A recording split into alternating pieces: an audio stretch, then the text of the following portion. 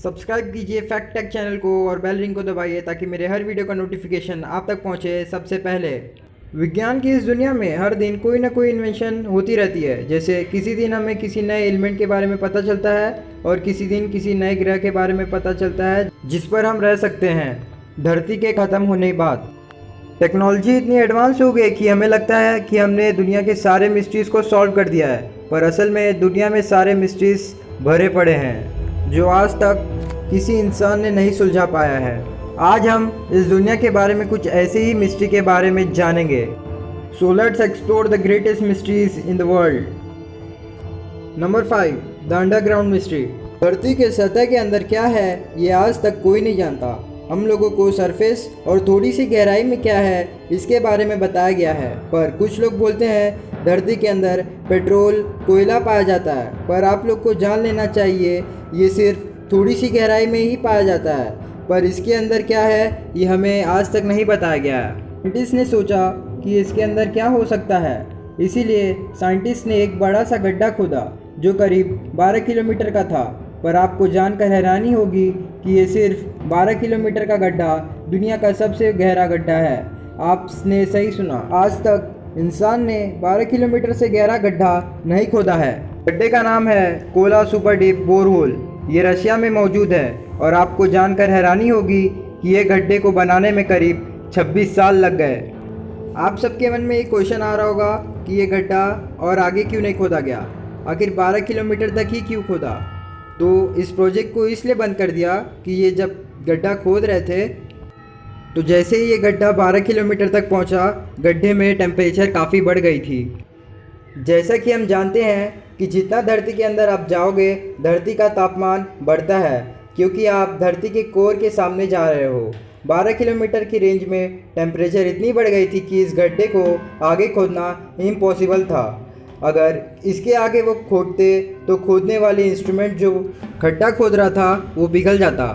ये काफ़ी खतरनाक हो सकता था, इसीलिए इस प्रोजेक्ट को बंद कर दिया गया। साइंटिस्ट बस अनुमान लगा सकते हैं, पर असल में धरती के नीचे क्या है वो हमें नहीं पता। इस गड्ढे को the deepest artificial point on the earth कहा जाता है। टिपिकली एक्सेप्टेड थ्योरी की बात करें तो हमें स्कूल में पढ़ाया है कि धरती के लेयर्स होते हैं जैसे crust, upper lower mental and outer inner core. पर नए नए डिस्कवरीज होती रहती है और हर बार नई नई थ्योरीज सामने आती रहती हैं। साल 2014 में एक डिस्कवरी हुई थी।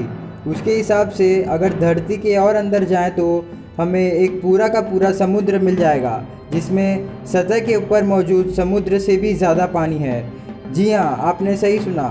कुछ लोगों को इस बात का यकीन नहीं हुआ, पर ये एक कंफर्म रिजल्ट है। आप इसके बारे में नेचर्स के इंटरनेशनल वीकली जर्नल में पढ़ सकते हो। तो अगर इस जगह पर वाटर मौजूद है तो जीवन भी मौजूद होगा, क्योंकि वाटर इज़ लाइफ। जहाँ जल है वहाँ जीवन है, तो इसका मतलब वहाँ पर कई प्रकार के क्रिएचर मौजूद होंगे जिनके बारे में हम बिल्कुल भी नहीं जानते।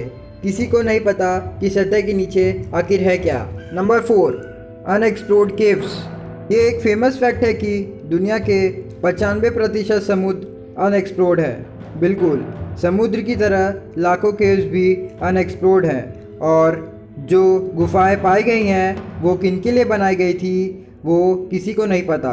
नेशनल जियोग्राफिक ने अपने सर्च की बेस पर यह अनुमान लगाया था कि बिल्कुल समुद्र की तरह दुनिया में जितने भी केव्स हैं उनमें से 90% को हमने कभी नहीं एक्सप्लोर किए। अमेरिका इस दुनिया का सबसे एक्सप्लोर्ड जगह है, मतलब यहाँ के लगभग हर जगह को एक्सप्लोर किया गया है। पर क्या आप जानते हैं कि अमेरिका जैसी बड़ी एक्सप्लोर्ड जगह पर भी आज तक सिर्फ 50% केव्स को ही एक्सप्लोर किया गया है। इससे तो आप समझ ही सकते हैं कि दुनिया में कितने सारे रहस्यमयी गुफाएं हैं और उन गुफाओं में कैसे कैसे अजीब क्रिएचर होंगे ये किसी को भी नहीं पता। Number 3, formation of the moon. हम चांद को बचपन से जानते हैं। इसके बारे में हम कहानियाँ सुनते आ रहे हैं कि चांद बहुत खूबसूरत होता है, पर एक क्वेश्चन है जिसका आंसर किसी को भी नहीं पता कि आखिर चांद बना से। कुछ लोग थ्योरी के बारे में पढ़े होंगे, पर ये जान लीजिए कि ये जस्ट थ्योरी है। असल में क्या हुआ था ये किसी को भी नहीं पता। चार्ल्स डार्विन के बेटे जॉर्ज डार्विन ने एक थ्योरी दी थी। उन्होंने ये कहा था कि जब धरती नहीं थी तब कोई चांद नहीं था। उस समय धरती की स्पिनिंग की रफ्तार बहुत तेज़ थी, धीरे धीरे ये इतना तेज हो गए कि धरती का कुछ हिस्सा स्पेस में चला गया और ग्रेविटी के चलते वो टुकड़े आपस में जुड़ गए और एक गोला आकार ऑब्जेक्ट बना लिए जिसे हम चांद कहते हैं। और जब वो पार्ट धरती से अलग हुआ तो धरती की रफ्तार नॉर्मल हो गई। दूसरी थ्योरी ये कहती है कि चांद कहीं और फॉर्म हुआ था और किसी समय ये धरती के पास से गुजर रहा था, पर धरती की ग्रेविटी इतनी ज़्यादा थी कि उसने चांद को पकड़ लिया और आज तक चांद धरती का चक्कर लगाता है। सबसे popular theory giant impact hypothesis ये कहती है कि कुछ लाख साल पहले कोई बड़ी ऑब्जेक्ट धरती से टकरा गई थी और इसके चलते जो इससे बिखर गए थे वो आपस में मिलकर मून बन गए। पर मून कैसे फॉर्म हुआ था ये आज भी एक मिस्ट्री है। सिर्फ थ्योरीज को मानकर अपने को मना सकते हैं कि हाँ मून ऐसे फॉर्म हुआ था, पर मून फॉर्म कैसे हुआ था ये आज तक कोई नहीं जानता। Number 2, undiscovered civilisations. जब भी हम पुराने सभ्यताओं के बारे में सोचते हैं तो हमारे दिमाग में माइप्स और इजिप्शियंस आते हैं। इनकी इंसिस्टेंस को सच में माना गया है, इसलिए हमें इनके बारे में नॉर्मली स्कूल और कॉलेजेस में बताया जाता है। पर रिसर्चर्स और इतिहासकारों के हिसाब से हज़ारों और लाखों ऐसी सभ्यताएं हैं जो अनडिस्कवर्ड हैं। हो सकता है कि धरती के नीचे ही कोई अनडिस्कवर्ड सभ्यताएं मौजूद हो।